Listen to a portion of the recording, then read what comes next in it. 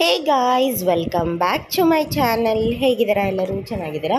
ನಾನು ಸಹ ತುಂಬಾ ಚೆನ್ನಾಗಿದ್ದೀನಿ. ನಾನಿವತ್ತು ನಿಮಗೆ ಟೇಸ್ಟಿಯಾಗಿರುವಂತಹ ಚಿಕನ್ ಡ್ರಮ್ ಸ್ಟಿಕ್ ಗ್ರಿಲ್ ಹೇಗೆ ಮಾಡೋದು ಅಂತ ಹೇಳಿ ತೋರಿಸ್ತೀನಿ. ಸೊ ವಿಡಿಯೋನ ಆದಷ್ಟು ಬೇಗ ಸ್ಟಾರ್ಟ್ ಮಾಡ್ತಿದ್ದೀನಿ. ಅದಕ್ಕಿಂತ ಮುಂಚೆ ನಿಮ್ಮ ಚಾನಲ್ಗೆ ಯಾರು ಸಬ್ಸ್ಕ್ರೈಬ್ ಮಾಡ್ಕೊಂಡಿಲ್ಲ, ಪ್ಲೀಸ್ ಸಬ್ಸ್ಕ್ರೈಬ್ ಮಾಡ್ಕೊಳ್ಳಿ. ಇಷ್ಟ ಆದರೆ ಲೈಕ್ ಮಾಡಿ, ಕಮೆಂಟ್ ಮಾಡಿ, ಜಾಸ್ತಿ ಜನಕ್ಕೆ ಶೇರ್ ಮಾಡಿ. Let's start the video. ಮೊದಲನೇದಾಗಿ 1 ಗಡ್ಡೆಯಷ್ಟು ಬೆಳ್ಳುಳ್ಳಿನ ನಾನೊಂದು ಮಿಕ್ಸಿ ಜಾರಿಗೆ ಹಾಕ್ಕೊಂಡಿದ್ದೀನಿ. ಸಿಪ್ಪೆನ ತೆಗೆದಿಟ್ಕೊಂಡಿದ್ದೀನಿ. ಅದಕ್ಕೆ ನಾನು ಶುಂಠಿಯನ್ನು ಹಾಕ್ಕೊತಾ ಇದ್ದೀನಿ. ಒಂದು ಸ್ವಲ್ಪ ಶುಂಠಿಯನ್ನು ಹಾಕ್ಕೊಳ್ಬೇಕು. ನಾನು ತೋರಿಸಿದಷ್ಟು ಶುಂಠಿಯನ್ನು ಹಾಕ್ಕೊಂಡ್ರೆ ಸಾಕು. ನಾನಿಲ್ಲಿ ಕಂಪ್ಲೀಟಾಗಿ 1 kg ಚಿಕನ್ ಡ್ರಮ್ ಸ್ಟಿಕ್ಕನ್ನು ತರಿಸಿದ್ದೆ. ಸೊ ಅದಕ್ಕೆ ನಾನು ಈ ಮಸಾಲೆನ ರೆಡಿ ಮಾಡ್ಕೊತಾ ಇದ್ದೀನಿ. ಸೊ ಇಲ್ಲಿ ನೋಡ್ತಾ ಇದ್ದೀರಾ ಅಲ್ವಾ? ಸೊ ಇದೇ ಚಿಕನ್ ಡ್ರಮ್ ಸ್ಟಿಕ್ಕು. ನಾನು ಅಂದ್ಕೊಂಡಿದ್ದೆ ತುಂಬ ಚಿಕ್ಕ ಪೀಸಸ್ ಬರುತ್ತೆ ಅಂತ, ಬಟ್ ಇದು ಹೆವಿ ತುಂಬ ದೊಡ್ಡ ಪೀಸಸ್ ಬಂದುಬಿಟ್ಟಿತ್ತು. ಸೊ ಅದನ್ನು ನಾವಿವಾಗ ಏನು ಮಾಡ್ಕೊಳ್ಬೇಕು ಅಂತ ಹೇಳಿದ್ರೆ, ಕ್ಲೀನಾಗಿ ಮಧ್ಯದಲ್ಲಿ ಕಟ್ ಮಾಡ್ಕೊತ ಹೋಗಬೇಕು. ಏನಕ್ಕೋಸ್ಕರ ಅಂತ ಹೇಳಿದರೆ, ಮಸಾಲೆ ಒಳಗಡೆ ಎಲ್ಲ ಹಿಡಿಯೋದಿಲ್ಲ ಅಂತ ಹೇಳಿದ್ರೆ, ಚಿಕನ್ನಿಗೆ ಎಸ್ಪೆಷಲಿ ಚಿಕನ್ನು, ಫಿಶ್ಶು ಇದಕ್ಕೆಲ್ಲ ಮಸಾಲೆ ಒಳಗಡೆ ಹಿಡ್ದಿಲ್ಲ ಅಂತ ಹೇಳಿದ್ರೆ ಅದು ತಿನ್ನೋದಕ್ಕೆ ಸಪ್ಪೆ ಅನಿಸುತ್ತೆ. ಆಮೇಲೆ ಫುಲ್ ವೈಟ್ ಅನ್ನಿಸ್ತಿರುತ್ತೆ. ಒಳಗಡೆ ಎಲ್ಲ ಏನೂ ಚೆನ್ನಾಗಿ ಅನಿಸೋದಿಲ್ಲ. ಕೆಲವೊಬ್ಬರಂತೂ ಅಸಹ್ಯ ಪಡ್ಕೊತಾರೆ. ಸೊ ಅದಕ್ಕೋಸ್ಕರ ಈ ಥರ ನಾವು ಕಟ್ ಮಾಡ್ಕೊಳ್ಳೋದು. 2 ಸೈಡು ಈ ಥರ ಕ್ಲೀನಾಗಿ ಮಧ್ಯದಲ್ಲಿ ಕಟ್ ಮಾಡ್ಕೊತ ಹೋಗಬೇಕು. ಸೊ ನಾನಿಲ್ಲಿ ಕಟ್ ಮಾಡ್ತಾ ಇರೋದು, ಯಾರಿಗಾದರೂ ಏನಾದರೂ ಅಸಹ್ಯ ಅನ್ನಿಸ್ತಾ ಇದೆ, ನೋಡೋದಕ್ಕೆ ಆಗ್ತಾ ಇಲ್ಲ ಅಂತ ಹೇಳಿದರೆ ನೀವು ಈ ಪೋರ್ಷನನ್ನು ಸ್ಕಿಪ್ ಮಾಡ್ಕೊಳ್ಬೋದು. ಓಕೆ, ಸೊ ಈ ಥರ ಎಲ್ಲ ಪೀಸಸ್ಗಳನ್ನೂ ನಾನಿಲ್ಲಿ ಕಟ್ ಮಾಡ್ಕೊತಾ ಇದ್ದೀನಿ. ಈ ಥರ ಎಲ್ಲ ಪೀಸಸ್ಗಳನ್ನೂ ಕಟ್ ಮಾಡ್ಕೊಂಡು ಆದ ನಂತರ ನಾನೊಂದು ಬೌಲ್ನ ತೊಗೊಂಡಿದ್ದೀನಿ. ಸೊ ಮ್ಯಾರಿನೇಟ್ ಮಾಡ್ಕೊಳ್ಬೇಕಲ್ವ, ಸೊ ಅದಕ್ಕೋಸ್ಕರ ಇದಕ್ಕೆ ನಾನು ಕಾರ್ನ್ಫ್ಲೋರನ್ನು ಹಾಕ್ಕೊತಿದ್ದೀನಿ. ಒಂದು 7 ರಿಂದ 8 ಸ್ಪೂನಷ್ಟು ಕಾರ್ನ್ಫ್ಲೋರನ್ನು ಹಾಕ್ಕೊತಾ ಇದ್ದೀನಿ. ಕಾರ್ನ್ಫ್ಲೋರ್ ಏನಕ್ಕೋಸ್ಕರ ಅಂತ ಹೇಳಿದರೆ, ಜಸ್ಟ್ ಬೈಂಡಿಂಗ್ ಪರ್ಪಸ್ಗೋಸ್ಕರ ಕಾರ್ನ್ಫ್ಲೋರನ್ನು ಯೂಸ್ ಮಾಡ್ಬೋದು. ಕಾರ್ನ್ಫ್ಲೋರ್ ಯೂಸ್ ಮಾಡದೇ ಇರೋರು ಮೈದಾನೂ ಸಹ ಯೂಸ್ ಮಾಡ್ಬೋದು. ಬಟ್ ಮೈದಾಕ್ಕಿಂತ ಕಾರ್ನ್ಫ್ಲೋರ್ ತುಂಬ ಒಳ್ಳೆ ಬೈಂಡಿಂಗನ್ನು ಕೊಡುತ್ತೆ.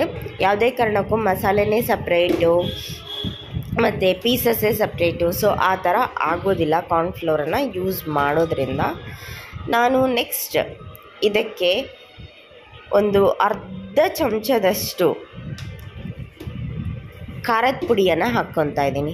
ಸೊ ಜಾಸ್ತಿ ಹಾಕ್ಕೊಳ್ಳೋದು ಅವಶ್ಯಕತೆ ಇಲ್ಲ ಅಂದ್ಕೊತೀನಿ. ಯಾಕೆ ಅಂತ ಹೇಳಿದರೆ, ನಾನು ನೆಕ್ಸ್ಟ್ ಲಾಸ್ಟಿಗೆ ಇದಕ್ಕೆ ನಾನು ಬ್ಯಾಡಗಿ ಮೆಣಸಿನ್ಕಾಯನ್ನು ಪುಡಿ ಮಾಡಿ ಇಟ್ಕೊಂಡಿರುವಂಥ ಖಾರದ ಪುಡಿನೂ ಆ್ಯಡ್ ಮಾಡ್ಕೊತೀನಿ.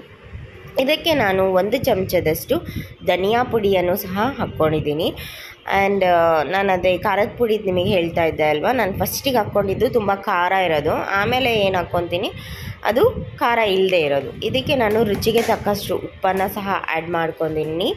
ಅಂತ ಹೇಳಿದರೆ ಒಂದು 2 ರಿಂದ 3 ಸ್ಪೂನಷ್ಟು ಸಾಲ್ಟನ್ನು ಆ್ಯಡ್ ಮಾಡ್ಕೊಳ್ಬೇಕು. 1 ಚಮಚದಷ್ಟು ಅರಿಶಿಣ ಪುಡಿಯನ್ನು ಹಾಕ್ಕೊಳ್ಬೇಕು. ಯಾವುದೇ ನಾನ್ ವೆಜ್ ಮಾಡ್ತೀರಾ ಅಂತ ಹೇಳಿದರೆ ಅರಿಶಿಣ ಪುಡಿ ಹಾಕಲೇಬೇಕು. ಅರಿಶಿಣ ಪುಡಿ ಹಾಕಿಲ್ಲ ಅಂತ ಹೇಳಿದರೆ ಅದು ಸ್ಮೆಲ್ಲೇ ಏನೋ ಒಂಥರ ಬರ್ತಾ ಇರುತ್ತೆ. ಸೊ ಅದಕ್ಕೋಸ್ಕರ ಅರಿಶಿಣ ಪುಡಿಯನ್ನು ಹಾಕಬೇಕು. ನಾನಿದಕ್ಕೆ ಬ್ಯಾಡಗಿ ಮೆಣಸಿನ್ಕಾಯನ್ನು ಪುಡಿ ಮಾಡಿಟ್ಕೊಂಡಿರುವಂತಹ ಖಾರದ ಪುಡಿಯನ್ನು ಹಾಕ್ತಾಯಿದ್ದೀನಿ. ಸೊ ಒಂದು ಬೆನಿಫಿಟ್ ಏನು ಅಂತ ಹೇಳಿದರೆ ಕಲರ್ ಚೆನ್ನಾಗಿ ಬರುತ್ತೆ. ಇನ್ನೊಂದು ಬೆನಿಫಿಟ್ ಏನು ಅಂತ ಹೇಳಿದರೆ ಖಾರ ತುಂಬ ಕಡಿಮೆ ಇರುತ್ತೆ. ನಾವು ಮೊದಲಿಗೆ ತುಂಬ ಖಾರ ಇರೋ ಮೆಣಸಿನ ಪುಡಿಯನ್ನು ಹಾಕ್ಕೊಂಡಿರೋದ್ರಿಂದ ಇದನ್ನು ಹಾಕ್ಕೊತಾ ಇದ್ದೀನಿ. ಸೊ ನಿಮಗೆ ಅವಶ್ಯಕತೆ ಇಲ್ಲ ಅಂತ ಹೇಳಿದರೆ ನೀವು ಹಾಕ್ಕೊಳ್ಬೇಡಿ. ಇದು ಜಸ್ಟ್ ಕಲರ್ ಪರ್ಪಸ್ಗೋಸ್ಕರ ಅಷ್ಟೇ ನಾನು ಈ ಥರ ಮಾಡ್ತಾ ಇರೋದು.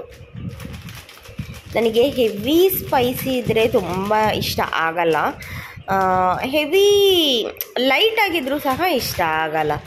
ಈ ಥರ ಮಾಡ್ರೇಟ್ ಆಗಿದ್ದರೆ ತಿನ್ನೋದಕ್ಕೆ ರುಚಿ ಅನಿಸುತ್ತೆ. ಇದಕ್ಕೆ ನಾನು ಆವಾಗಲೇ ರೆಡಿ ಮಾಡಿ ಇಟ್ಕೊಂಡಿರುವಂತಹ ಜಿಂಜರ್ ಗಾರ್ಲಿಕ್ ಪೇಸ್ಟನ್ನು ಹಾಕ್ಕೊತಾ ಇದ್ದೀನಿ. ನಿಮಗೆ ಸ್ಪೂನ್ ಮೆಜರ್ಮೆಂಟಲ್ಲಿ ಹೇಳಬೇಕು ಅಂತ ಹೇಳಿದ್ರೆ 1/4 ಚಮಚದಷ್ಟು ಜಿಂಜರ್ ಗಾರ್ಲಿಕ್ ಪೇಸ್ಟನ್ನು ನಾನು ಇದಕ್ಕೆ ಆ್ಯಡ್ ಮಾಡ್ಕೊಂಡಿದ್ದೀನಿ. ಈ ರೀತಿಯ ಗ್ರಿಲ್ ಚಿಕನ್ ಮಾಡೋದಕ್ಕೆ ನಾನೀಗ ಹಾಕ್ತಾ ಇರೋದು ಮೇನ್ ಇಂಗ್ರೀಡಿಯೆಂಟ್ ಅಂತ ಹೇಳಿದ್ರೆ ಕರಡನ್ನು ನೀವು ಹಾಕಿಲ್ಲ ಅಂತ ಹೇಳಿದರೆ ಅದು ಗ್ರಿಲ್ ಚಿಕನ್ ಫ್ಲೇವರ್ ಬರೋದೇ ಇಲ್ಲ, ಎಟ್ ಎನಿ ಕಾಸ್ಟ್ ಬರೋದಿಲ್ಲ. ಸೊ ಅದಕ್ಕೋಸ್ಕರ ನಾನಿಲ್ಲಿ ಒಂದು ಫುಲ್ ಬೌಲ್ನಷ್ಟು ಕರಡನ್ನು ಆ್ಯಡ್ ಮಾಡಿದ್ದೀನಿ. ಎಕ್ಸ್ಪೆಷಲಿ ನಾನು ಸ್ವಲ್ಪ ಹುಳಿ ಬಂದಿರುವಂತಹ ಕರಡನ್ನೇ ಇಲ್ಲಿ ಯೂಸ್ ಮಾಡಿದ್ದೀನಿ. ನಾನು ಯಾವುದೇ ರೀತಿಯ ನಿಂಬೆಹಣ್ಣನ್ನಾಗಲಿ ವೆನೆಗರ್ನಾಗಲಿ ಯೂಸ್ ಮಾಡ್ತಾ ಇಲ್ಲ. ಸೊ ಅದಕ್ಕೋಸ್ಕರ ಹುಳಿ ಮೊಸರನ್ನು ನಾನಿಲ್ಲಿ ತೊಗೊಂಡಿದ್ದೀನಿ. ಇನ್ ಕೇಸ್ ನೀವು ಹಾಕಿರುವಂತಹ ಮೊಸರು ಏನಾದರೂ ಹುಳಿ ಇಲ್ಲ ಅಂತ ಹೇಳಿದರೆ ನೀವು ಒಂದು ಅರ್ಧದಷ್ಟು ನಿಂಬೆಹಣ್ಣಿನ ರಸವನ್ನು ಇದಕ್ಕೆ ಹಾಕ್ಕೊಳ್ಬೇಕಾಗತ್ತೆ. ನಾನು ಈ ಮೊಸರಿನಲ್ಲೇ ಕ್ಲೀನಾಗಿ ಅದನ್ನು ಮಿಕ್ಸ್ ಮಾಡ್ಕೊತಾ ಇದ್ದೀನಿ. ಎಲ್ಲ ಮಸಾಲೆಗಳನ್ನೂ ಸಹ ಕ್ಲೀನಾಗಿ ಮಿಕ್ಸ್ ಮಾಡ್ಕೊತಾ ಇದ್ದೀನಿ.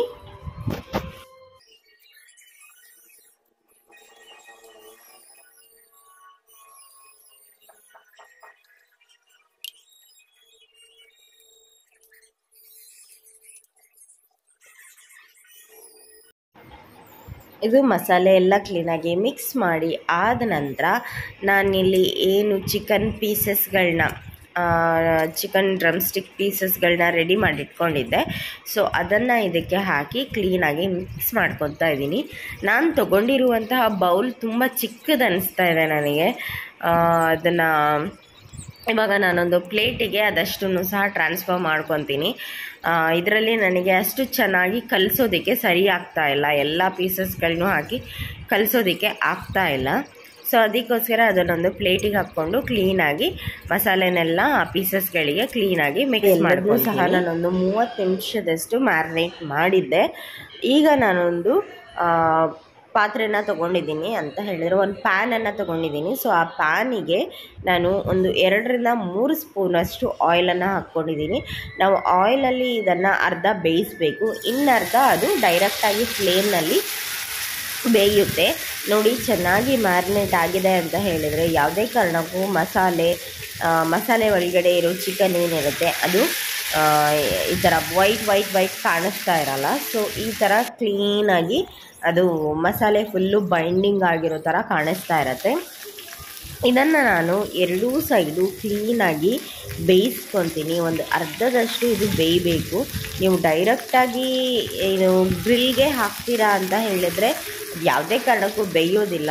ಹೋಟೆಲ್ಗಳಲ್ಲಿ ಅವರು ಡೈರೆಕ್ಟಾಗಿ ಗ್ರಿಲ್ಗೆ ಹಾಕ್ತಾರೆ. ನಾವಿಲ್ಲಿ ಡೈರೆಕ್ಟಾಗಿ ಗ್ಯಾಸ್ ಫ್ಲೇಮ್ನಲ್ಲಿ ಬರ್ನ್ ಮಾಡೋದ್ರಿಂದ ಸೊ ಅದು ಬೇಯೋದಿಲ್ಲ, ಸೀದೋಗಿಬಿಡತ್ತೆ, ಮೇಲ್ಗಡೆ ಎಲ್ಲ ಸೀದೋಗಿಬಿಡತ್ತೆ. ಸೊ ಅದರಿಂದಾಗಿ ನಾನು ಇದನ್ನು 2 ಸೈಡು ಕ್ಲೀನಾಗಿ ಫ್ರೈ ಮಾಡ್ಕೊತೀನಿ.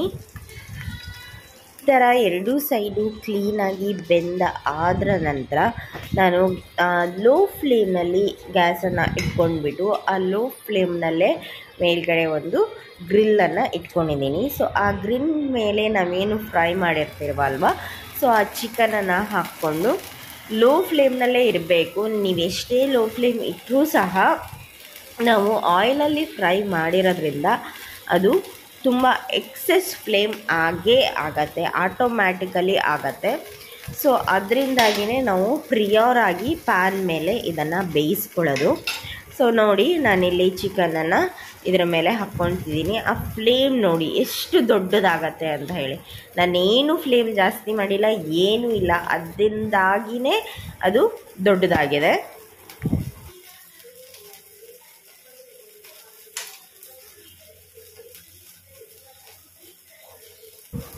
ಈ ರೀತಿ ಕ್ಲೀನಾಗಿ ಅದನ್ನು 2 ಸೈಡು ಕ್ಲೀನಾಗಿ ಬೇಯಿಸ್ಕೊಳ್ಬೇಕಾಗತ್ತೆ. ಆದಷ್ಟು ಬೋನ್ಸ್ ಇರೋ ಕಡೆ ಜಾಸ್ತಿ ಬೇಯಿಸ್ಕೊಳ್ಳಿ.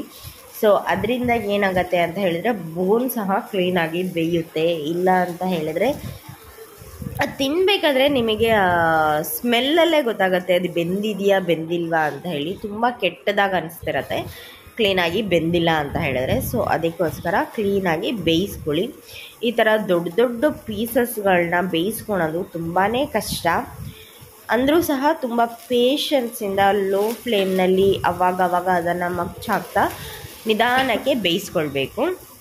ನೋಡಿದ್ರಲ್ಲ ಹೇಗೆ ನಾನು ಗ್ರಿಲ್ಡ್ ಡ್ರಮ್ ಸ್ಟಿಕ್ ಚಿಕನನ್ನು ಪ್ರಿಪೇರ್ ಮಾಡಿದ್ದೀನಿ ಅಂತ ಹೇಳಿ. ಸೊ ನೀವು ಸಹ ಮನೆಯಲ್ಲಿ ಪ್ರಿಪೇರ್ ಮಾಡಿ, ಎಲ್ರಿಗೂ ಸಹ ಇಷ್ಟ ಆಗುತ್ತೆ. ಐ ಹೋಪ್ ನಾನು ಇವತ್ತಿನ ವಿಡಿಯೋ ನಿಮಗೆಲ್ರಿಗೂ ಇಷ್ಟ ಆಗಿದೆ ಅಂತ ಅಂದ್ಕೊಂಡಿದ್ದೀನಿ. Thank you for watching. Bye.